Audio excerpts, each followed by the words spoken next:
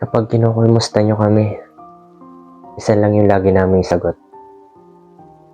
Okay lang kami. Yan kasi yung pinakamadaling sagot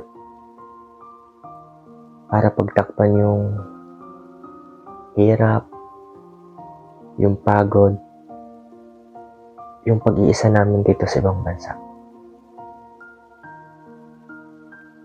Alam nyo, doon sa sagot na okay lang kami, napakaraming kwento sa likod niyan. Sa totoo lang.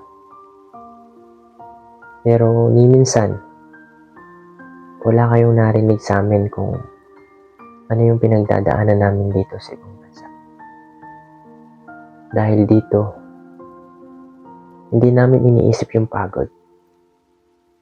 Ang iniisip namin sahod para may maipadala sa pamilya. Dito kasi namin natutunan yung totoong hamon ng buhay, na kahit pagod ka na, hindi ka pwedeng magpahinga. Hindi ka pwedeng magkasakit kasi walang aalalay sa'yo. Kasi nga, malayo kayo sa pamilya nyo. Malayo kami sa pamilya namin. Kaya sa lahat ng OFW dyan na katulad ko, kabayan, baka tatagal lang natin.